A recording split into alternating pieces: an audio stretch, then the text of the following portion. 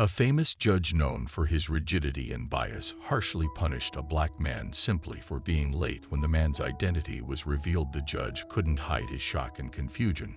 What seemed like a simple case turned into a revelation of deep flaws and prejudice within the legal system. What would you do when faced with such an abyss of power? Leave a comment about where you're watching this story and share your thoughts. Let's raise our voices for justice together. The clock on the dashboard displayed 8:42 a.m. when Darius Carter, the federal prosecutor, parked his car in a lot outside the Magnolia City Court. The bright morning sun cast long shadows of trees across the asphalt.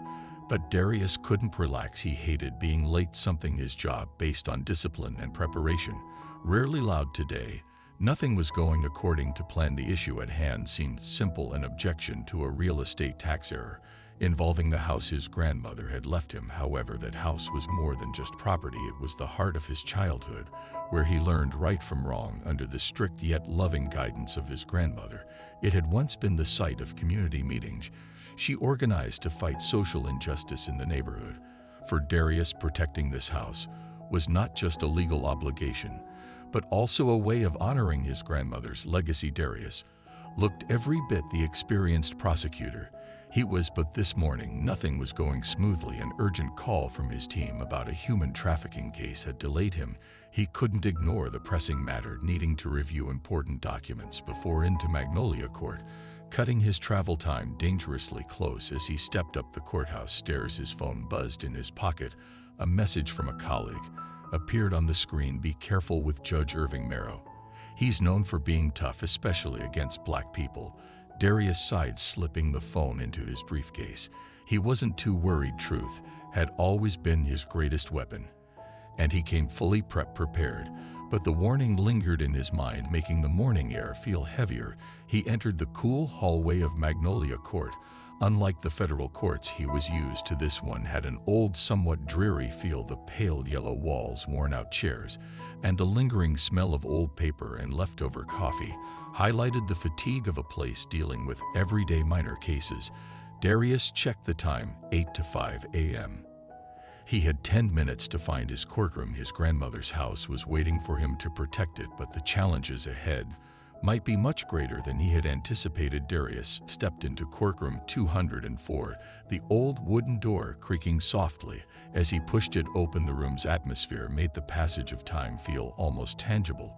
The pale yellow walls faded with age, the rows of benches worn smooth from the years of use, and the dim light from the fluorescent bulbs above the air, though unspoken, carried a sense of both harshness and coldness. As Darius's gaze swept across the room, he immediately recognized Judge Irving Merrow. Tall, thin, with neatly combed silver hair, Merrow sat high on the bench like a god, passing judgment on the fates below. He didn't need to say much. His presence alone commanded sense in the room. Merrow had once been an idealistic judge. In the early years of his career, he bravely fought against a corruption network in the local political system.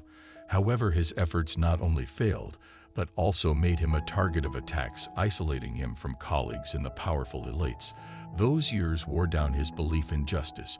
Instead, he turned to rigid discipline and absolute control, as a way to protect himself from further harm. Now the fire of Merrow's passion for fairness was gone. In its place were cold, cautious eyes tinged with bitterness. When he saw Darius walk in, his gaze flickered with a hint of irritation, an undercurrent of prejudice mixed with a fixation on power. Darius was not the first person Merrow felt he needed to teach a lesson. In Merrow's world, people like Darius, young, confident, and especially black, were often seen as those who failed to respect the rules. A soft throat clearing from the court clerk signaled that the hearing was about to begin. Irving Merrow quickly flipped through the documents in front of him. His movements were efficient, but carried an unmistakable air of indifference. For Merrow, the cases in this city court were nothing more than routine procedures, places where could impose his authority without anyone daring to challenge him. Darius sat in a row of seats at the back, his eyes carefully observing every gesture of the judge. It didn't take long for him to realize that Merrow was not just rigid, but had been shaped by past failures into a symbol of injustice disguised under the guise of order. When Judge Merrow finally looked up again, his eyes landed on Darius. The look was a SIL-ENT warning, but Darius only met it with calm. He knew that the real battle had just begun. The sharp strike of Judge Irving Merrow's gavel echoed through the courtroom, pulling the entire room back into silence. He cleared his throat, scanning the list of cases before stopping at the name Darius Carter. Carter Darius. He called, his dry voice ringing out like an order. Darius stood up, walking confidently but calmly up to the bench. He placed his briefcase on the table, adjusted his tie, and looked directly at Judge Merrow. But as soon as he opened his mouth to greet the judge, Merrow cut him off. "You're late," Merrow said, his tone icy. His gaze pierced through Darius, full of authority. "And reprimand, Your Honor," Darius replied, maintaining a composed voice. "I sincerely apologize. I had to handle an urgent matter involving a federal human trafficking case. I hope you understand that there is no excuse for disrespecting the court's time." Merrow interrupted sharply, his voice like a blade cutting through the air. "Rules are rules. Your tardiness wastes not only my time, but also the time of everyone else in this room." The courtroom fell silent. A few people glanced at Darius with looks of sympathy. Meanwhile, Court Clerk Ellie Sherman, who had become accustomed to Merrow's unjust decisions, squinted in displeasure but remained silent, her hands resting lightly on her keyboard. Across the room, Judge Florence Hatcher sat quietly as Merrow's longtime colleague. She understood the harshness of his rulings. Florence watched the scene, unable to ignore the injustice. But she knew any protest from her would only make her the next target of Merrow's wrath. "You are fined $750 for contempt of court," Merrow declared, his tone final, as if there was nothing more to discuss. Darius took a deep breath, holding back the anger rising within him. He stared directly into Merrow's eyes, trying to stay calm. "Your Honor, I do not intend to disrespect the court.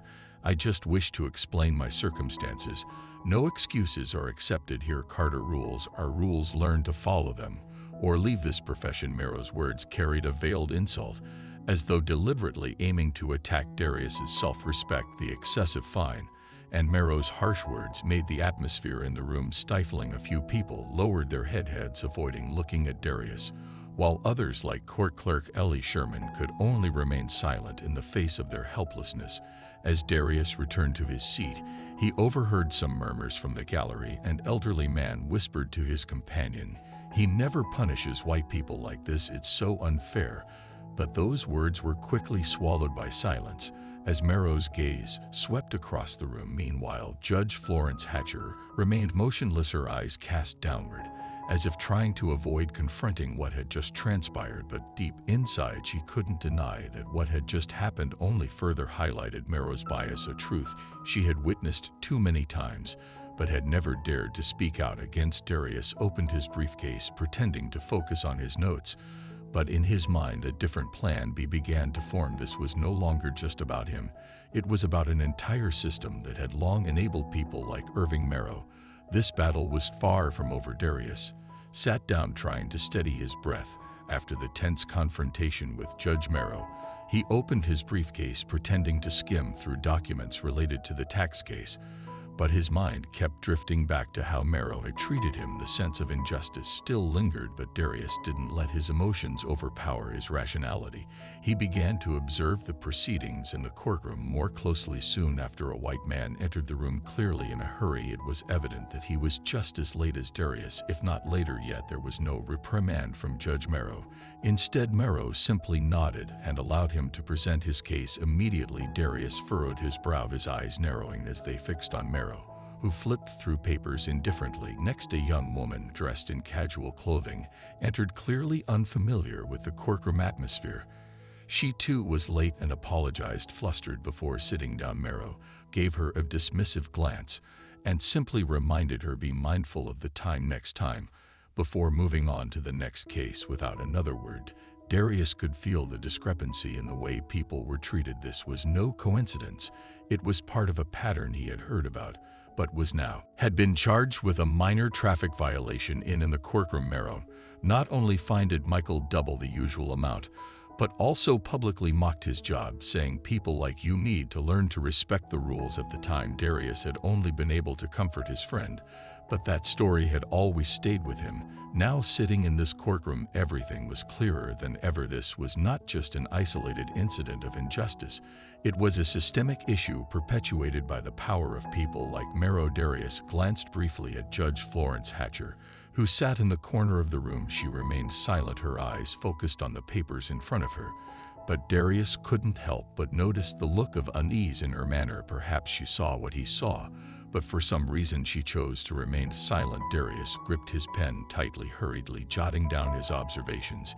He knew that what was happening today couldn't be forgotten. This was not just about him, it was about an entire system that hid its injustice behind the guise of discipline and power. And Darius had made up his mind. He would not stay silent like the others. He set the pen down, his gaze no longer focused on the notes in his briefcase.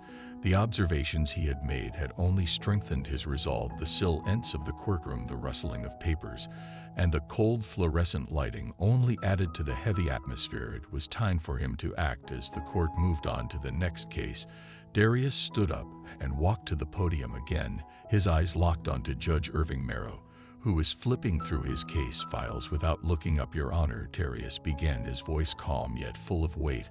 I believe it would be helpful if I properly introduce myself. I am Darius Carter, a federal prosecutor from the Northern District of North Carolina. I have served in the federal judiciary for over a decade, focusing on cases involving human trafficking, corruption, and civil rights violations. Mero looked up, his cold blue eyes staring hard at Darius. There was a brief flicker of doubt, but he quickly masked it with a stern demeanor. I fail to see how that is relevant to this case. Carter, he responded, his voice more rigid than usual. Your Honor, Darius continued, unwavering. I'm not just here to address a personal issue regarding property tax. I also cannot ignore what I witnessed this morning. The way you've handled cases here, particularly those involving late arrivals, seems inconsistent. I have to ask, are the rules being applied equally to everyone in this courtroom? The tension in the room became palpable. Whispers began to ripple through the audience. Some eyes nervously turned to Judge Mero, while others, including Rosa Hart, an elderly woman sitting in the front row, looked at Darius with an expression full of empathy. Her gaze seemed to say, finally, someone is speaking out. Mero furrowed his brow, a rare look of discomfort crossing his face. He lightly tapped his fingers on the table, a habit that Darius quickly recognized as a sign of agitation. But he didn't reveal more. Carter, you're risking going too far, Mero said, his voice low and threatening. If you want to accuse me of unfairness, I won't hesitate to increase the penalty. This is not your federal courtroom here. I set the rules. That threat didn't make Darius flinch. He lifted his head high, his gaze steady. Your Honor, I'm not accusing anyone. I'm simply asking a question, because I believe the principle of fairness should be upheld in any courtroom, whether federal or city level. What I'm asking is, are you sure that everyone in this room is being treated equally? Mero narrowed his eyes, his lips pressed tight. Perhaps for the first time in years he was confronted with such a direct challenge.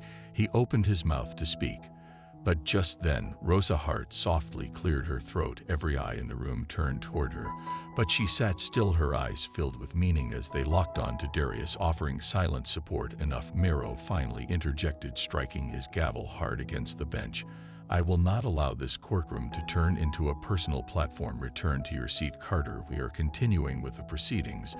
Darius nodded slowly, his eyes never leaving Mero's. He returned to his seat, but he didn't feel defeated. On the contrary, Mero's fleeting discomfort and loss of control only confirmed to Darius that he had struck a nerve. A larger battle lay ahead, and Darius was ready for it. As the session adjourned, Darius left the courtroom with a composed exterior, but inside a storm of anger and determination churned. The image of Judge Irving Mero, authoritative, yet momentarily shaken when challenged, lingered in his mind. Darius knew that what he had witnessed wasn't an isolated incident.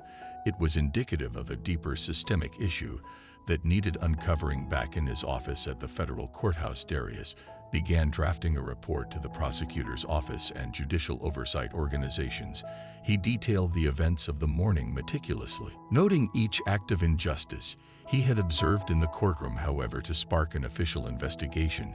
He needed more evidence, irrefutable data, to expose the biased patterns that Merrow was enforcing. Darius thought of Ellie Sherman, Merrow's courtroom clerk, whose discomfort during the proceedings had been evident. One afternoon, he visited Ellie in her small, cluttered office.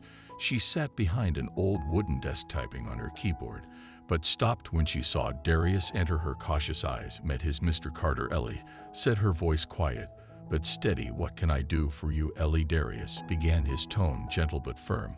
"I need your help. What's happening in Judge Merrow's courtroom cannot be ignored. I believe you've seen things others haven't noticed, and I think you feel as I do that something isn't right." Ellie stared at him, her eyes betraying her anxiety. "I'm just a clerk," she said softly, as if trying to convince herself of her insignificance. "But you're there every day," Darius replied. "You know how he handles cases, and I need the truth, not just for me, but for everyone who's been treated unfairly in that room." Ellie took a deep breath, her gaze falling to her desk. A long silence passed before she opened a drawer and pulled out an old notebook. "I don't know if this will help you," she said, her voice trembling, "but I've been keeping these notes for years. I couldn't stand the way he treated certain people, so I started writing it all down." Darius accepted the notebook and quickly flipped through its pages. Inside, Ellie had meticulously recorded dates, defendants' names, and clear examples of bias in Merrow's rulings. The notes were a treasure trove of information, exposing not only racial prejudice, but also Merrow's harsh treatment of vulnerable defendants. "Ellie, you don't know how important this is," Darius said, his eyes full of gratitude. "Thank you for your courage." Ellie nodded, but the worry was still etched on her face. "Be careful, Mr. Carter," she said. "Judge Merrow isn't someone who can be easily brought down. His influence runs deeper than you think." That evening at the federal prosecutor's office, Darius shared his plans with Sean Blake, a longtime colleague and friend. But C's reaction wasn't what Darius had hoped. "Darius, I understand your anger," Sean said, his voice low but firm, "but you're putting yourself in danger. Merrow isn't just a city judge. He has deep connections, and any investigation into him will draw a lot of enemies." "Scene, I can't sit back," Darius countered. "We're prosecutors. Our job is to uphold justice, not ignore wrongdoing. True, but our job is also to survive in this system. You need to understand that sometimes fighting doesn't achieve anything but self-destruction." Sean's gaze bored into Darius, as though urging him to reconsider, but Sean's words only strengthened Darius' resolve. He stood, meeting Sean's eyes. "If this system can't exist without injustice, maybe it's not worth protecting. I'm doing this, Sean, whatever the cost." Sean sighed and shook his head. "Just remember, not everyone will stand with you." With Ellie's notebook in hand and an unshakable determination, Darius dove deeper into his research. Late into the nights, he compared the judgments in the notebook with Magnolia Court's public records, uncovering an undeniable pattern. Defendants of color, particularly black defendants, received significantly harsher penalties than white defendants for similar offenses. Ellie Sherman's notebook not only provided crucial evidence, but it also served as the key to unlocking a much larger door. Darius began gathering more data, delving deeper into the cases presided over by Judge Irving Merrow. As the pieces of the larger picture began to take shape, he realized he was facing a far greater issue, one that wasn't just about individual injustice, but a pattern of bias that had persisted for decades. But his efforts didn't stop within the confines of his office. One day, after receiving the notebook from Ellie, Darius shared his story with a friend, Na Alvarez, a passionate law student who was always eager to fight for justice. After hearing his account, Na offered to write about what had transpired. With her sharp writing skills and insightful perspective, Nina said a detailed article. She described the events in the Magnolia courtroom, from how Darius had been severely penalized for being late to the indifferent attitude Merrow showed toward others who committed similar offenses. Na didn't shy away from criticizing the bias and injustice in the judges handling the cases, and called on the community to speak out. The article was published on her blog and quickly gained traction. Within hours, thousands of shares and comments flooded in. People who had experienced similar injustices began to share their stories. In the comments section, one person wrote, "I was fined 3 times more than someone else simply because I'm black. This isn't a coincidence. A new hashtag, #AceInjustice in Magnolia, quickly became a trending topic on social media, drawing the attention of Justice in Magnolia quickly became a trending topic on social media, drawing the attention of journalists and human rights organizations. As the story spread, public outrage began to boil over. Residents, many of whom had been victims in Merrow's courtroom, saw this as their chance to be heard. Lively discussions took place on social media and in small coffee shops around Magnolia. A grassroots group even organized a gathering at a park near the courthouse to share experiences and call for action. News of Nina's article quickly caught the attention of major media outlets. Journalists began reaching out to Darius for interviews to clarify the story, but he declined, focusing solely on his investigation. He knew that what mattered wasn't appearing in the media, but ensuring his evidence was strong enough to hold Merrow accountable. However, as the story gained more attention, Darius realized not everyone wanted to see justice served. One evening, as he worked late in his office, his phone buzzed with an anonymous message: "Give up now. If you don't want to regret it, Merrow is not someone you can defeat." Darius stared at the screen, feeling the coldness in every word, but instead of discouraging him, the message only fueled his determination. "If they feel the need to threaten me," he thought, "it means I'm on the right track." Darius knew this battle was not just about Merrow. It was a confrontation with a system that had enabled and protected injustice for far too long. But now he was no longer alone. The wave of public opinion had begun, and it was only growing stronger. Not Alvarez, with her article, had sparked a movement, and Darius knew that as long as he stood firm, the truth would eventually come to light. He put the phone down, his eyes lingering on Ellie Sherman's notebook. "I won't back down," he thought to himself. The battle was far from over, but now he had an entire community backing him. The anonymous threat did not deter Darius. On the contrary, it only pushed him to accelerate his investigation. With the support of Ellie Sherman's notebook, Darius and his team at the prosecutor's office began digging deeper into the records of Judge Irving Merrow's trials over the past decade. The numbers began to speak for themselves, and they didn't lie. Black defendants were routinely handed sentences 3 times harsher than their white counterparts, and similar offenses, even requests for leniency, such as requests for payment plans, were frequently denied for black defendants, while white defendants had their requests accepted with little to no scrutiny. These findings only strengthened Darius's resolve, but he knew that the data alone wouldn't tell the full story. He needed testimony from those who had worked directly with Merrow to give weight to the investigation. In the days that followed, Darius approached Judge Florence Hatcher, a longtime colleague of Merrow's. Florence was a small but sharp woman with neatly styled silver hair. She had been present in the courtroom that day and had witnessed the entire event, yet had said nothing initially. Florence seemed reluctant when Darius met her in her office. "I've worked with Irving for too long," she said, her voice low and hesitant. "He has his way of doing things, and I'm not sure I can interfere." Darius leaned forward, his gaze firm. "Judge Hatcher, I understand the pressure you've been under, but what's happening here is not just a personal issue. It has become a system of injustice that people rely on to oppress the vulnerable. We cannot remain silent any longer." Florence sat in silence for a long moment, her gaze distant. She thought back to the times when Merrow had imposed his will on her, the cases where she was forced to handle matters in ways she knew were wrong. Finally, she sighed as though shedding part of the burden. "I will do what's right," she said, her voice trembling but resolute. "I will testify alongside." Florence's promise. Darius's team discovered an old forgotten file in the court archives. It was a case involving a major real estate developer who had been charged with fraud. Judge Merrow had inexplicably handed down a lenient sentence, allowing the defendant to pay a token fine. What stood out was that, according to the records, the defendant's lawyers had had a private meeting with Merrow a few days before the trial. The file didn't directly accuse anyone, but notes from a former clerk suggested that a bribe had been involved. The case was quickly forgotten after the clerk abruptly resigned. This discovery made Darius realize that Merrow's injustices weren't just limited to our role bias, but also hinted at corruption. It wasn't merely a matter of professional ethics. It was a well-hidden systemic crime. In a meeting with his investigative team, Florence Hatcher officially provided her testimony. She recounted how Merrow often imposed his will on fellow judges and force them to comply with his decisions. He would always say we needed to maintain order, Florence said, but the truth is his decisions were always based more on bias than the law. Florence's testimony, coupled with the evidence Darius had gathered, quickly became the foundation for an official investigation by the Judicial Oversight Committee.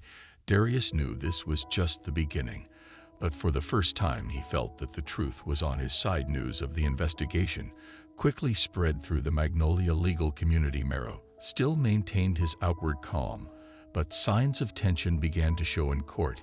He became increasingly irritable, trying to maintain absolute control. Darius couldn't help but notice that the powerful judge was beginning to waver. His game was coming to an end. Darius thought his gaze steely, but he also knew that, like anyone who had confronted entrenched power, the battle ahead would not be easy. The room for the public hearing was packed. The harsh white light from the fluorescent bulbs reflected off the polished wooden tables, creating a solemn yet stifling atmosphere. The whispers grew quieter as Judge Irving Mero entered, his usual calm demeanor still intact, but his eyes betrayed a rare sense of unease. This was no ordinary hearing. For the first time in his 3-decade-long career, it was tomorrow who had to face judgment. Darius Carter sat straight-backed in the front row, reserved for prosecutors, his gaze never leaving the judge who had once unjustly sentenced him. In front of him was a thick stack of files containing irrefutable evidence, each piece pointing to one undeniable truth: Mero's power had not been used to protect justice, but to reinforce bias and sustain injustice.